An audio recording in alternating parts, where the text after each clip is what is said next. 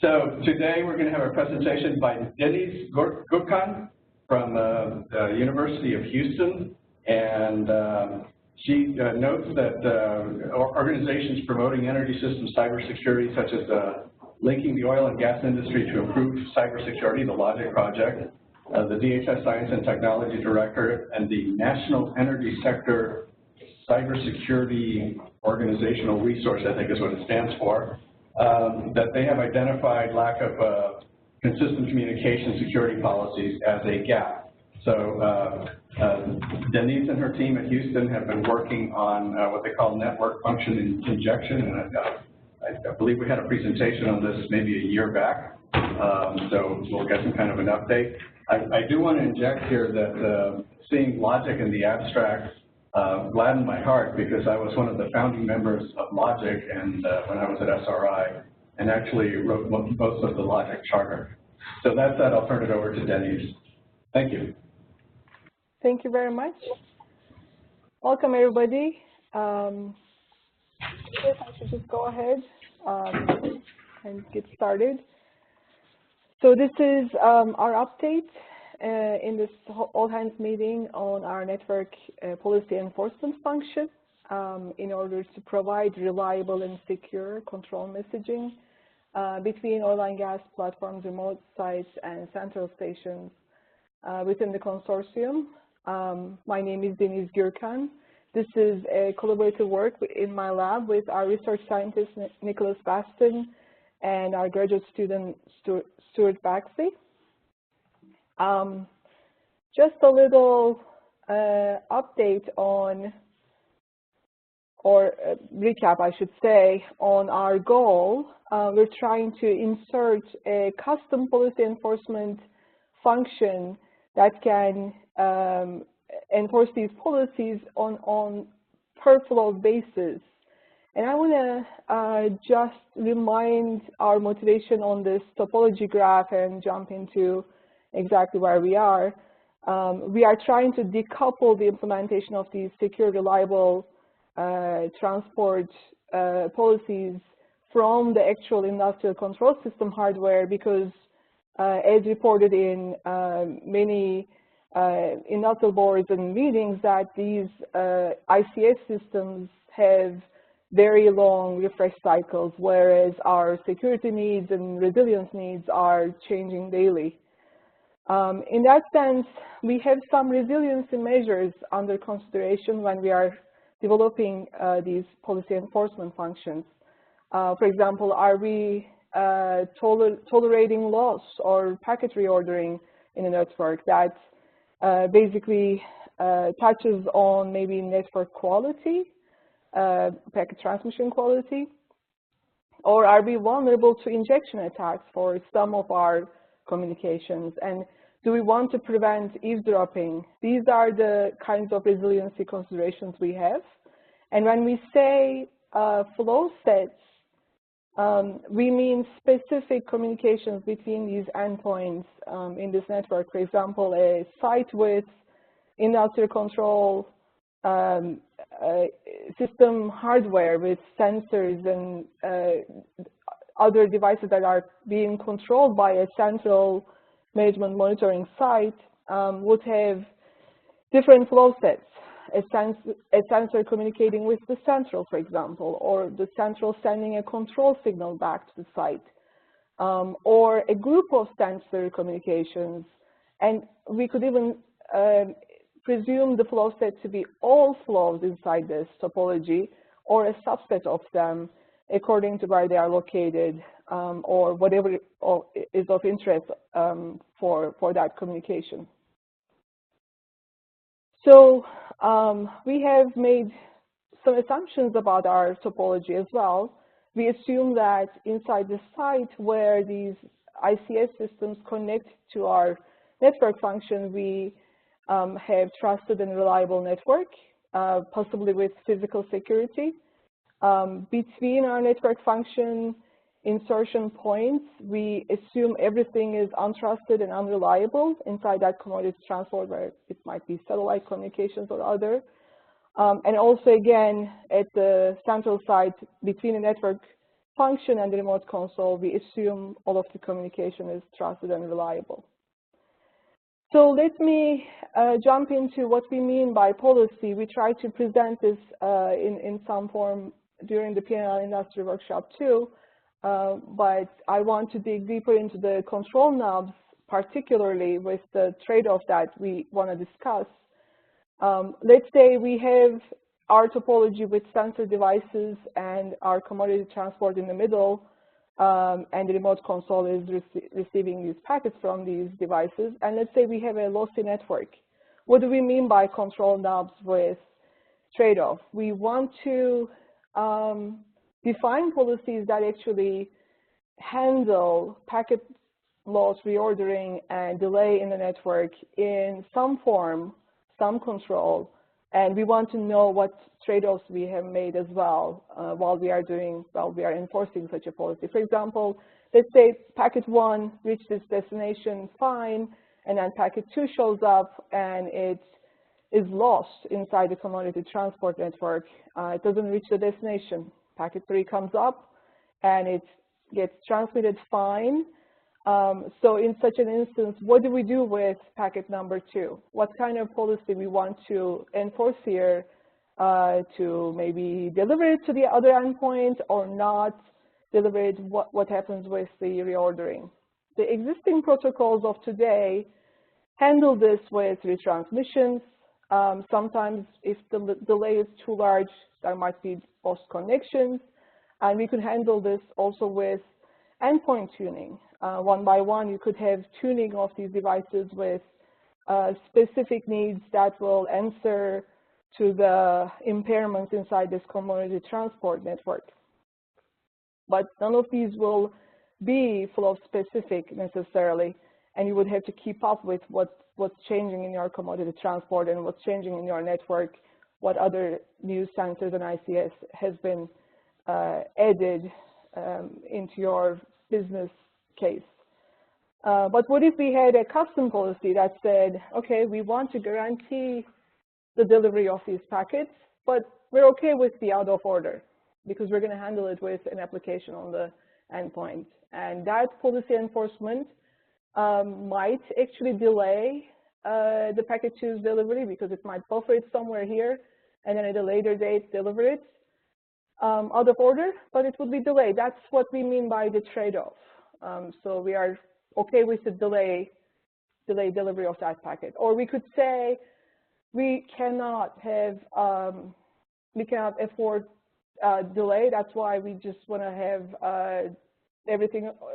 I'm sorry, we cannot afford out of order delivery. We want our packet to be delivered in order and in order to the central site. That way we would delay the P2 somewhere and then deliver it in order to the other site. So all of these policy definitions we want to write into an inline device called the network function. And I'm showing here the modified topology where the policies are enforced at these points where the sensor devices connect to the network and paired with a network function on the other side. So let's see what happens when the network function is present. It would come with a possible buffer space that will handle storing of these packets and delivering them to the other side. Let's look at our in-order delivery case again. Let's say we want to guarantee the in-order delivery. That's why our trade-off is delay. Our packet 1 shows up, it's buffered, and then gets delivered to the remote console. After some timeout, we get rid of those packets from the queue, and everything is fine. Packet 2, on the other hand, is delayed inside the commodity transport. It's just taking its time, stuck. Packet 3 comes in and gets transmitted okay. And on the other side, we are still waiting for packet number 2. Eventually shows up.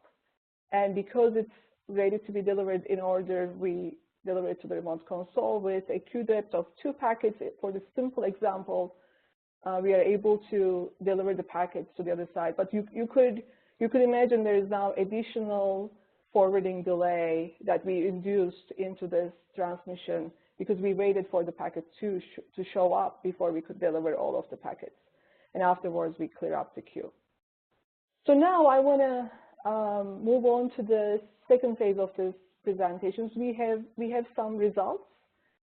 We actually developed a reference implementation on our University of Houston testbed of this network function. And we have done some preliminary analysis of the resources required to implement such a network function in the network. The reference implementation has an experiment framework where we orchestrate the whole topology as well as the data collection from individual points in the network, which I'm going to go through in just a minute. And this framework allows us to configure number of sites that we would like our experiments to run, configure the number of sensors per site, and set network impairments such as the loss, delay, and reordering in some statistical form. And we can run our reference implementation with no network function in this experimental framework to just get a baseline idea of what to expect from the network and with a network function. Our goals, of course, are, first of all, we want to quantify what trade-off we made by inserting this network function with a particular policy, and what are the resource requirements, especially for any business decisions that might have to be made in inserting such a function. So a little bit about the University of Houston testbed. We are able to support multiple concurrent, arbitrary, and isolated topologies on our testbed. Because of that, it's able to instantiate software-defined networking scenarios. In this project, for example, critical infrastructure security scenarios, Internet of Things, and we extensively use our testbed for computer networking education in undergraduate and graduate level at U of H. The resources are composed of over 1,000 gig and 10 gig switch ports from various vendors, various SDN switches, and we have a variety of specialized forwarding devices to write these kind of network functions on, network processor units. And for our compute, we have over 250 general purpose CPU cores, 1.5 terabyte of RAM, and over 100 terabyte of storage capacity with line rate taps as well. So a little bit about the reference implementation phases. Our framework is composed of two phases. We first make a reservation of our experimental topology. And as you can see, I kind of repeated the topology going forward, starting from our scenario to here. The sensors are connected to a switch with our inline network function at the sensor sites. These are the number of sensors that we can set and the number of sites we could set. They are connected to our router, to the commodity transport in a network where we can set delay, loss, and reordering network impairments, and then connected to the router at our management site with another, the pair of network functions here with the management end node where we observe delivered packets. And we, during the reservation phase, we configure our policy enforcement function with specific flow definitions from these endpoints, because at the instantiation, these points come alive.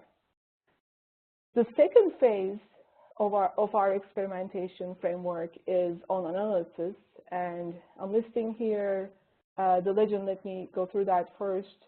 You can see I have drawn cartoonish version of the topology now as it appears on our testbed.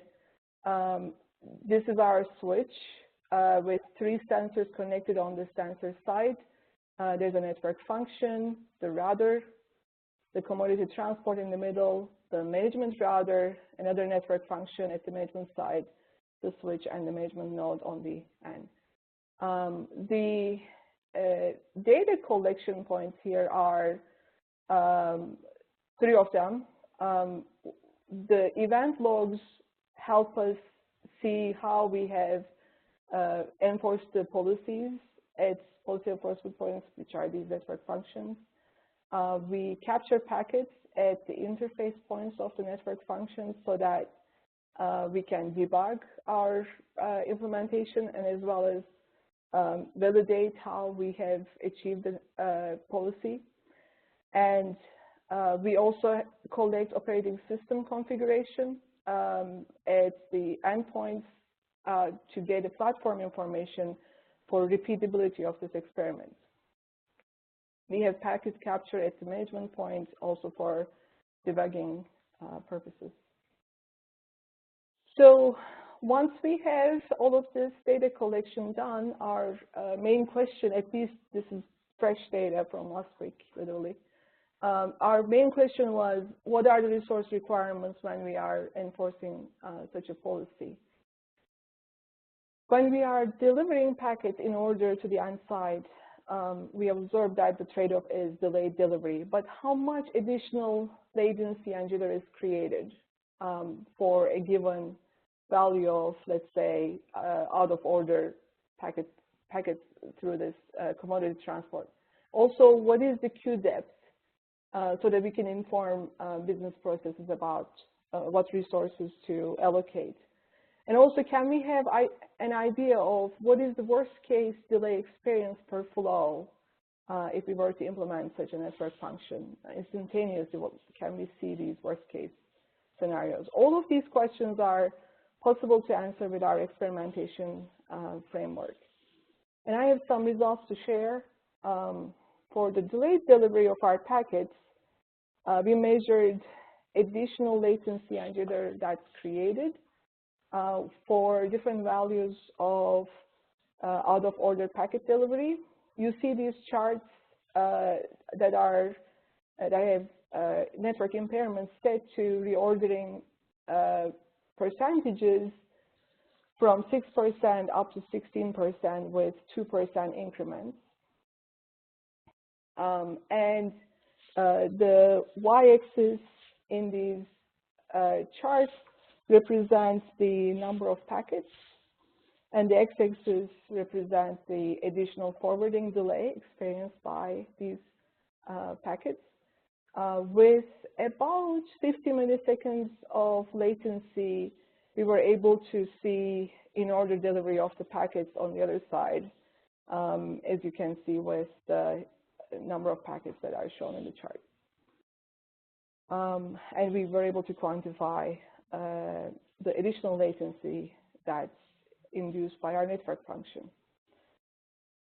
Also, we looked at how deep our queue depth should be for in-order delivery of the packets when we create a network impairment of 6 to 16% out-of-order packets.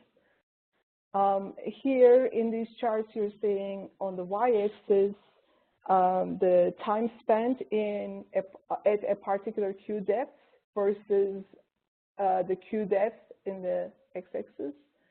And the duration of our experiment was about over 30 seconds.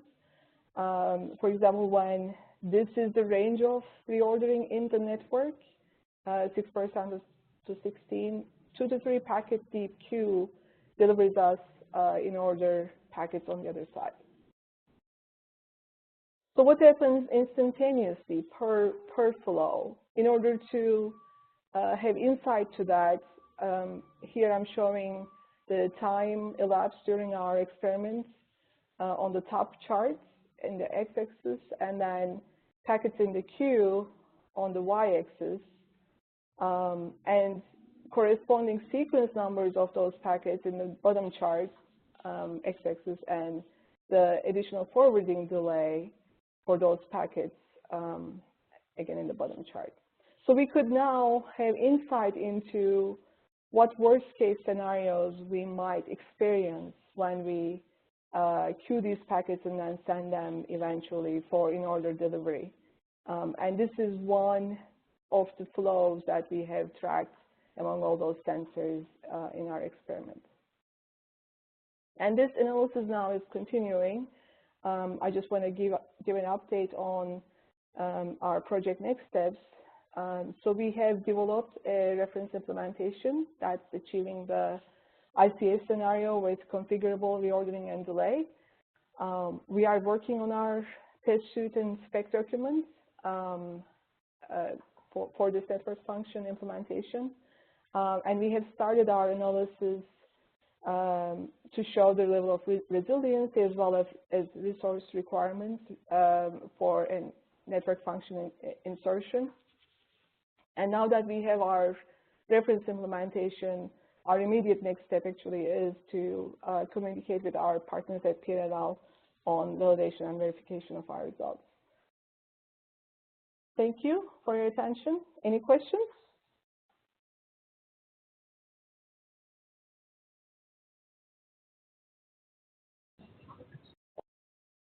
Okay, first, any questions from any of the remote sites? Remember that you're on mute. You have to take yourself off mute.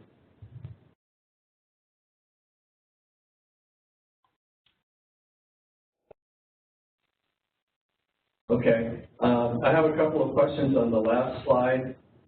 First off, are there plans to have industry partners test the reference implementation?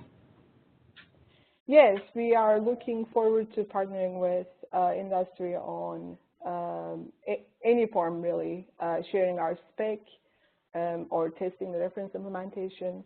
We have met many at the PNNL industry workshop, and I would like to actually in Houston area. After the oil and gas conference, we have met many as well. So with these results, I will be reaching out to them. But there is no concrete ones that I can report right now. Okay, so to just a request going forward, when you get the reference implementation, that as you know, we are the customer's very interested in tools and technologies that can be used. So if you think the reference implementation fits the definition of a tool and technology, please be sure to let Sherry and Amy know. And the other thing is not a question so much as I'm happy to see the last bullet that validation and verification with PNNL. This is a mechanism we're trying to get going, so I would be interested in knowing what your experience is. Sure. Okay, last chance for questions. So what are you assuming to be the source of the out-of-order delivery of packets in a given flow? Satellite communications, where there might be reliability issues on the link. But wouldn't a flow follow a path, and if packets are delayed, they'll be delayed? Why would they become out of order? Is there something specific that an application does which causes this? I'm just trying to understand. I understand your question. You're asking if there's a specific application that causes this. No, that's not my assumption. It is actually the transport that's causing this. Some packets are delayed more than others.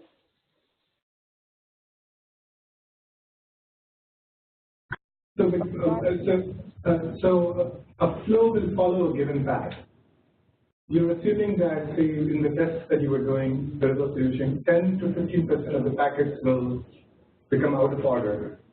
If you're following a path, why would they become out of order? Are they following multiple paths? So some of them, the same flow is sent across two different paths. Like why do they go out of order? Even if they are following the same path during a satellite communication, it might actually occur that they would come at different times. It's just the nature of the links. Yeah. And this exists even in regular internet links where we have up to 2% of reordering on our links because they follow different paths. So from, I guess, scenario to scenario changes, but this as you said, it can be different paths, or it can be based on conditions of the physical media that the packets are in. Does that make sense? Or maybe I'm misunderstanding your question. Yeah, I just don't know if this actually happens 10 to 15% of the packets. Maybe you have some data, but it's okay. Maybe I can share with you some papers offline on that. Yeah, sure. The multi-queue. Can you let me know your name though? I'm sorry, I didn't get the name. Can you put the name of the person who just posed the question into the chat window somewhere? This is Clara Nastadt. I am a professor in computer science at the University of Illinois Urbana-Champaign. And I was sort of curious if you assume some kind of multi-queue system in the intermittent routers, because even if they are following the same IP path, if there is a multi-queue and these packets basically get put into different queues depending on scheduling, priority scheduling and so on, some of the packets could go out of order. But that would be good to verify if that's happened. Oh, you're suggesting a case where it can happen. I am actually not sure if they would happen within a flow. So is that possible within a flow inside a router queue? It can only happen if there are multiple queues and there are priority queues, right? If there is a single queue on the router and it's a first come, first serve, then out of order is not possible, right? Because you are taking one packet after another. But if you have a multi-queue system with priority queues where your flow gets striped across multiple queues, and some packets get more important than others, the scheduling can cause that you pick up packets from the high priority queue and then from the second queue, but then high priority queue arrives, packets, then it basically goes back to the high priority queue. And many internet routers are multi-queue systems. I had another question for your system. You assume to have customized transport protocol. Do you have a negotiation protocol between the sender and the receiver to negotiate what capabilities that the transport protocol has to have? For example, if you feel that the sender and receiver have to do retransmission because it's the part of the data is very reliable, needed, do you first let the receiver know we are now going to a retransmission mode, or do you let then at some point from the sender to the receiver you send a control message and say we are going towards out of order delivery mode? How does it work, this customization of your transport in the network? Yes, exactly. We actually assume the transport to be, to have all of these impairments, and we react to it with our custom policy. But in terms of how the policy is enforced, we have flow charts that we have created for each case-by-case basis. What you have just, for example, gave as a scenario is included in our flow charts as, okay, what do we do when this packet is delayed for so long, and we have a timeout value that's associated with that. And at that point, yes, we do send a resend request back to our network function pair at the sensor side so that a retransmission happens. but the policy, I guess, determination happens at the time the network function is inserted into the network. We just say, okay, this network function is going to enforce in order packet delivery that is, I guess, tolerating loss by so many percent. So we actually insert that network function with that policy and then start enforcing it on that particular flow that it's supposed to enforce this. So actually, every packet header will then carry the policy that it should be treated with at the receiver side, correct? Exactly, yes. It would have, I mean, the policy may take different forms. In this case, for example, we have inserted a sequence number so we can keep track of them. But you're right, we have control messages that actually handle these situations. Okay. Okay, any further questions? Last call for online. All right, let's thank the speaker. Everybody have a